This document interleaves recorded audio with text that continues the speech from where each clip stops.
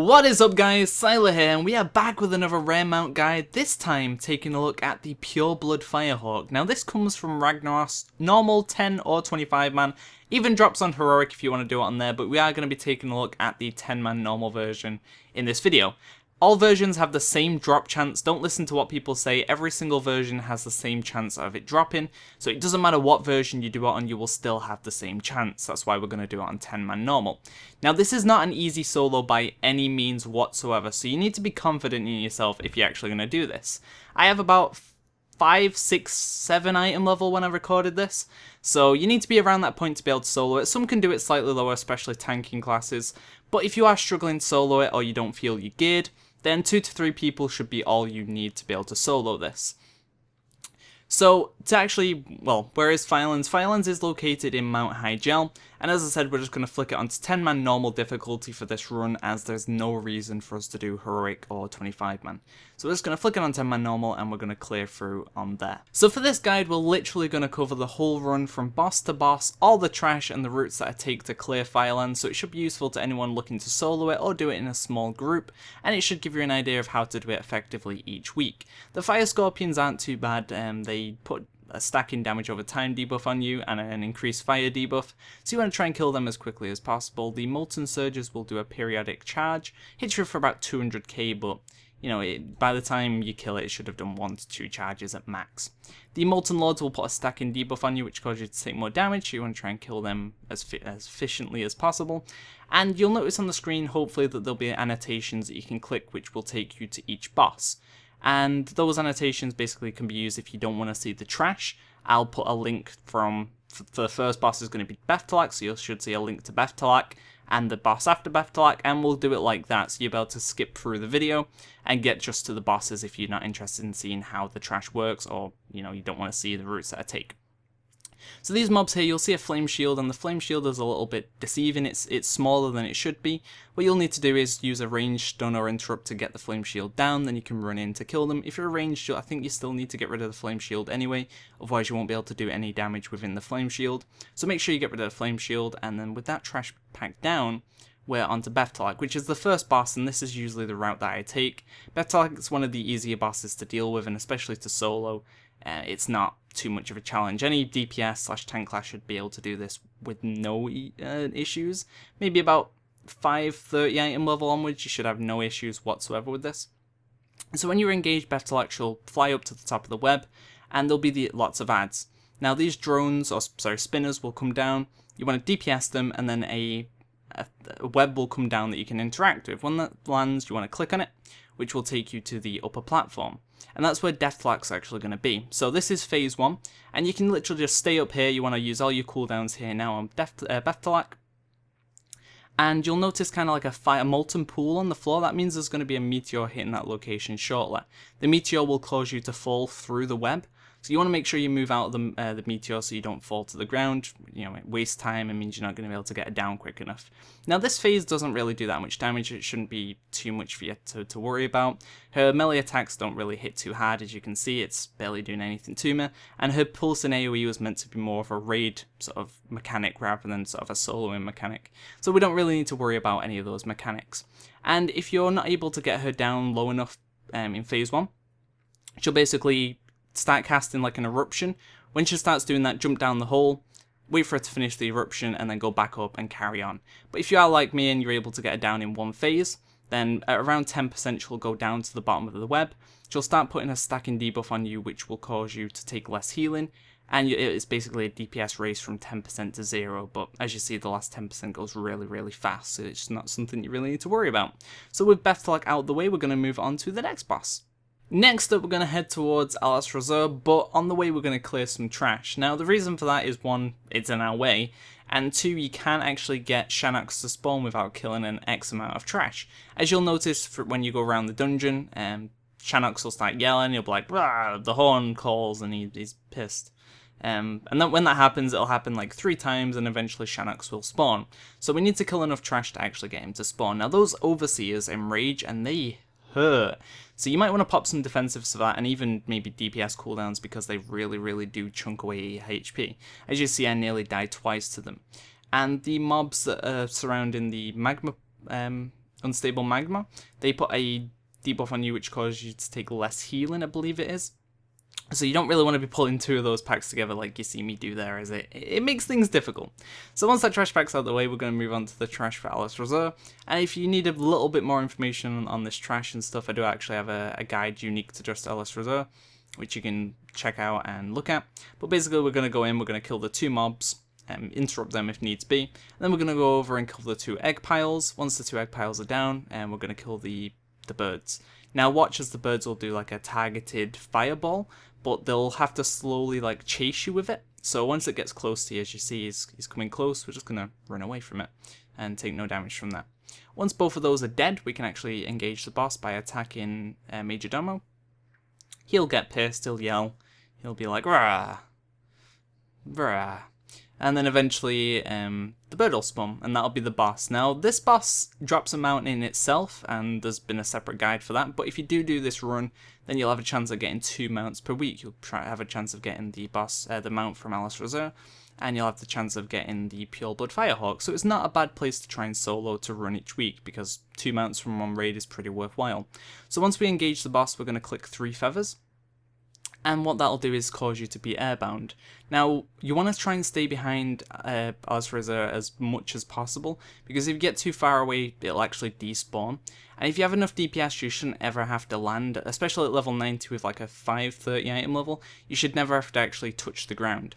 So as you see, I'm flying around, flying just behind it, and I'm going through the circles. Every time you go through one of the rings, it increases the time that you can be in the air. So you never have to actually like come out of the air. And it also gives you a stacking haste debuff, which causes you to have higher haste. So you want to go through as many as possible, and eventually you have like a crazy amount of haste. Especially for casters, it works out really, really well, because you're literally just spamming your spells pretty much on like a 1 second cast, and it's great. So she'll come down, and when she comes down, make sure you do stay right behind her, because if you don't, she'll probably despawn. And it happened to me in the attempt just before this one. Knocks me back and knocks me out of the ring, and then despawns for some reason. So you want to make sure you stay right behind her and you're flying through the hoops. Now there will also be these like ashy clouds in the air. Make sure you don't fly through them, they'll cause you to take a little bit of damage. And if you're trying to get the achievement as well for the meta, you don't want to fly through those, because they'll cause you to fail the meta achievement. So we're going to avoid those, and we're just going to fly through the hoops instead. As you can see, like these kind of like exploding looking clouds, you want to avoid those and just fly through the ring. Now, if you don't have enough DPS to kill her in one air phase, there's another tactic that you can use, which I used to use in lower gear levels, which was to fly in the air, get some of the haste debuff, and then fly down to the ground once the 2 birds spawn.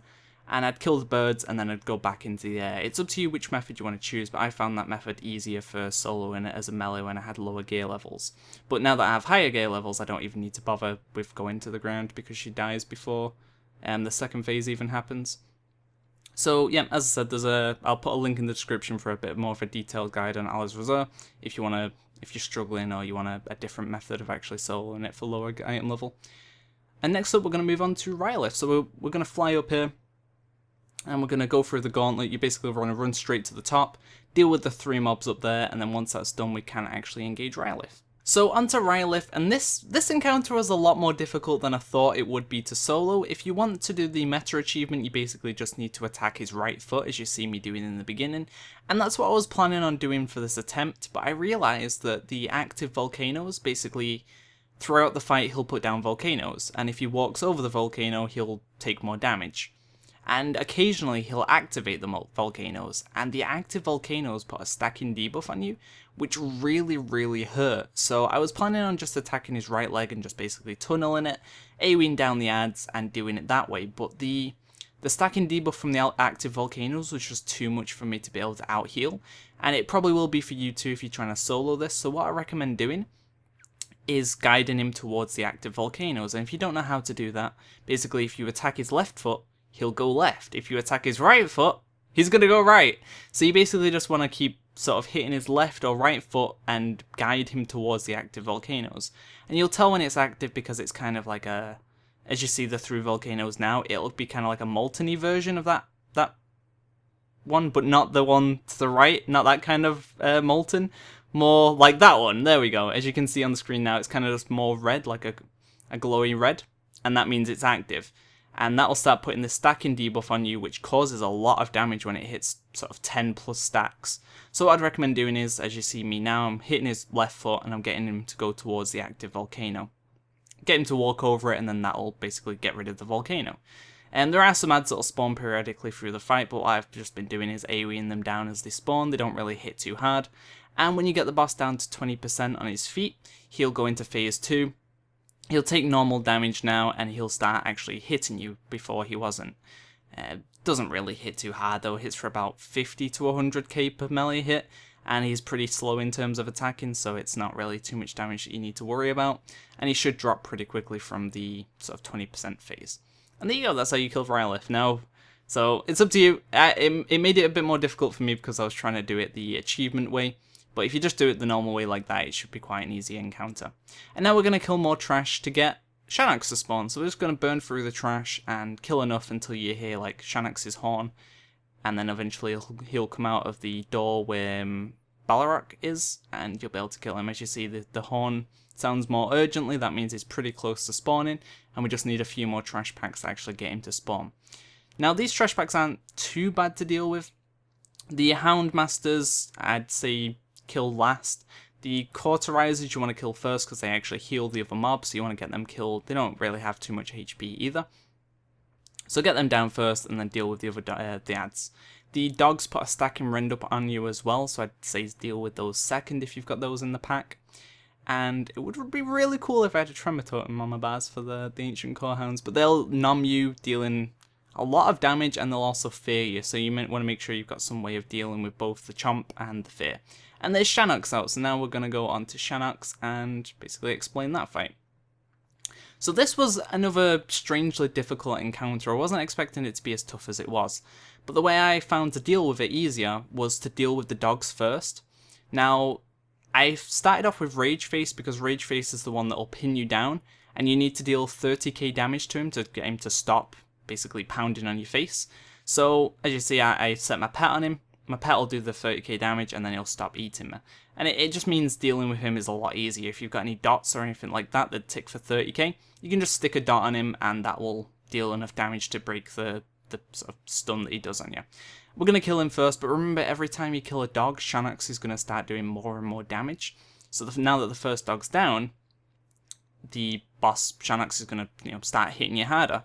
So another tactic you could incorporate is basically taking Rage Face low, and then working on Riplim, taking Riplim low, taking the boss low, and then killing the two dogs, and then focusing on Shannox instead of having Shannox kind of enraged for 90% of the fight. Now, as you see as well, I save my cooldowns for later on in the fight. I save it for Shannox. I basically wait until I've got a few stacks of that stacking rend debuff, and when I feel it's starting to hurt, that's when I'm going to pop on my burst and basically burst down the rest of the fight, because that's when it really starts hurting. In the earlier stages, he doesn't really do that much damage. His dogs are both alive, and they don't really hit too hard either. And you've got very, very low stacks of the Rend, so there's not really much going out. So I'd definitely recommend saving your defensives and your DPS cooldowns for later on in the fight, because that's when you're really going to be taking the damage. Now, when both of his dogs die, he's going to be doing increased damage, and then when he gets below, I think it's 20%, he goes into like a phase 2, and he'll start dealing even more damage. So as you'll see in a second, I start getting like really, really trained by him. And that's when I save some of my bigger defensives like Astral Shift, just so I can live through the damage that he's about to put out, basically. And there you go. So, as I said, this is another strangely difficult encounter, but if you deal with it properly, it should be okay. Another thing you should know, as you see I'm slowly backpedaling away, that's because he puts traps on the floor, and one of them is like a molten trap, and it'll cause you to take fire damage over time, and the other one is actually a fire prism, and it'll put you in like a frost trap, basically, and you'll be stuck until he kills you. So you want to make sure you're not standing in any of the traps. And there you go with Shannox down, and we're going to move on to the next boss. So we're going to start clearing the trash on the way to Baleroc, and if you're not prepared for it, this could be another sort of strangely difficult encounter, but this only took me sort of one attempt to figure out what I was actually needing to do to kill it. So we're just going to burn through the trash quickly, and this trash doesn't really do anything that you need to worry about. There's like a frontal flame cone, but you can't really avoid it, it's targeted. So just DPS them down, they don't really do that much damage. These guys will spawn a volcano, and the volcano will spawn ads, which will knock you back. You can just quickly kill off the volcanoes and kill any ads that are up if you want to. But as you see, I just pretty much burned down the giants first. Now, onto Baleroc. Baleroc, what you basically need to do is save your defensives for later on in the fight. He's going to put a debuff on you which causes you to get more HP but also take more damage. And he's also going to spawn these crystals. Now what you want to do is you want to move away from the crystals, because the crystals cause you to take more damage as well. But if no one's actually in range of them, all they'll do is just pulsate for a small amount of damage. I think they hit for like 50k per tick. So it's much more worthwhile, instead of causing yourself to take more damage in a larger scale, it's better to just take the small AoE pulse. So as you see, I move away from the crystal starts pulsating away, and that's an easy way of dealing with the mechanic. And I'm going to do that for every single crystal that spawns. And you can tell when the crystal's going to spawn. First it'll do a cast, and second there'll be like a purpley beam on the ground, and that's where you'll tell where the crystal's actually going to be. So you just want to move away from that location. 15 yards is the max distance you need to be. And once you're 15 yards, you're fine. You can just carry on DPS in the boss as normal. As I said, save DPS cooldowns for a little bit later on in the fight when you start taking a larger amount of damage. And I'd say pop all the sort of burst CDs in the beginning. Just try and get him down as quickly as possible. There's no real need to save onto your damage, your DPS cooldowns. So with him out of the way, next up we're going to move on to Majordomo. So this fight was probably the most difficult I came across in Firelands when soloing. It took me a few attempts to figure out how I actually want to deal with the mechanics. And the trash in general is pretty easy. There's these two cats that just jump around, just move out of the place that they're about to land in, and the other guy just DPS down and interrupt him. But the boss has two forms. One is the scorpion form when you're all stacked up, and two is the cat form when you're all spread out. But because you're on your own, the raid assumes that you're spread out, no one's clumped up, and he's going to always be in the cat form. Now that's a bad thing, because every time he basically reaches 100 energy, he's going to gain a buff of adrenaline, and adrenaline will cause him to gain energy more frequent. So every time he hits 100 energy, he's going to do this leaping strike, and when he leaps, he'll put like a flaming circle on the ground, and he'll also spawn an ad. I'd recommend killing the ad as soon as it spawns. It has very low HP, and moving out of the flame circle. Now, as the fight proceeds, you're going to be taking more and more damage, because he's going to be doing this leap more frequently and summoning ads more frequently. So what I ended up doing was saving my burst till a little bit later on, till he was like at about 60% was when I bursted, just so I could get through the later half of the fight quicker, because the earlier phase is very low damage and he's not really doing anything to me. But later on, as the fight proceeds, he's going to be doing increasingly amounts of damage to you, and that's where you want to be starting to save your sort of defensives and your CDs and things like that. As you see, I nearly actually die here. I have to rocket boots away, heal myself up a little bit, and recover from the mistake that I made. But once again, get down the two cats that are allowed to live, and then just carry on DPS in the boss and kind of recover from there. And you just want to be consistently moving out of those flame circles as well, because there's no need to take damage that you don't need to take. So this might be a difficult one for you to solo, or it might have just been me approaching the mechanics wrong, but I did find it quite difficult to solo, to be honest. But if you get this down, then you should have no issues whatsoever with Ragnaros, in my opinion. This was harder than Ragnaros in terms of soloing. I got Ragnaros in like 2 attempts, and the first attempt was 10.3% wipe, so it was pretty much a kill anyway. So now we're going to move on to Rag. So now the boss that you've probably been waiting for, onto Ragnaros. Now the mount comes from Ragnaros. It's on a 1% drop rate from all difficulties: 10-man normal, 25-man normal, 10-man heroic, 25-man normal. It is all on a 1% drop chance. You might see 1.6 or somewhere like that on different sites. It's 1%. Has a 1% drop chance of dropping from all the difficulties, and that is the chance that we're going to get. So you might as well do it on 10-man normal, because if you can solo it, it means you're guaranteed to get it if it drops. You don't have to share it with anyone. The Lava Walker isn't too difficult, just standing between the lava waves, and these ads really do hurt. So I'd recommend popping some defensives and DPS cooldowns just to burn one down as quick as possible, and then I'll move on to the second one. Wait for cooldowns to reset, and then we can begin on Ragnaros. Now Ragnaros ends at about 10%, not around, he ends at 10%. When you get into 10% HP, the fight will end. Well, it depends when you get into 10%, basically. If you kill him before he actually does all his phases, then he'll have to go for all his phases before he actually dies. But, the fight technically ends at 10%. Phase 1 doesn't really do anything. He'll put down magma traps, and if you stand in them, you'll be knocked into the air, and if you, don't have some way of reducing your fall damage, you'll die. So avoid them, the big sort of molten circles on the floor. When he hits the transition for phase 2, he'll whack his hammer into the ground, and these adds will spawn, the Sons of Flame, and they'll run towards the hammer. If they hit the hammer, they'll deal about 50k damage to you, which isn't too much, but there's quite a lot of them, so if you let all of them hit, you're going to take a lot of damage, and you've got nothing else to do during that phase anyway, so you might as well kill them. And they don't have very much HP, you can kill at least half of them very, very easily.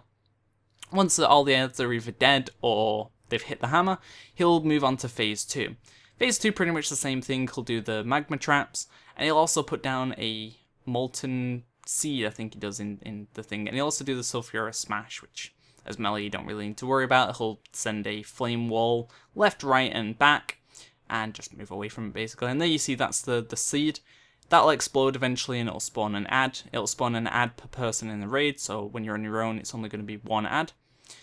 Kill that whenever you want it doesn't really do much damage, and eventually he'll do his phase 3 transition. He'll whack his hammer into the ground again, and this time you're going to get 2 of these lava scions. I'd recommend try and kill one as quickly as possible before the Sons of Flame actually spawn. As you see, I'm able to kill one very, very, very early on. Kill him, and then I'm able to work on the Sons of Flame while I leave the Lava Scion to beat on me. Now this phase is going to be very, very high damage because you're not going to be able to kill all the Sons of Flame, and you're going to have a Lava Scion beating on you, so I would recommend, saving some defensives for this point, because it's going to hurt. Once the Sons of Flame are out of the way, I can move on to the final Lava Scion, and then Ragnaros should be back up, and we're into phase 3. Now, in phase 3, he's going to do these kind of molten scorches on the ground. He'll do one either in the front, in the middle, or in the back of the room. If he does it in the front, then you're going to have to move to the middle. If he does it in the back, then you don't really need to worry about it. That kind of thing.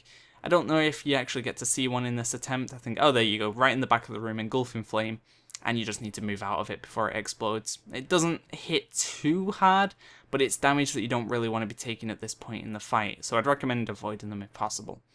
And then eventually he's going to summon these sort of meteors, and what they'll do is they'll target onto you, and if they hit you they'll explode, knocking you back and dealing a large amount of damage. The way you stop that is either from running away from them, like you see here, I just count mine around, or if you hit it with a ranged spell it'll be knocked back. Now normally if there's 2 people in the raid, if you knock it back it'll target onto someone else, but because you're the only person it can target, it'll just consistently target you.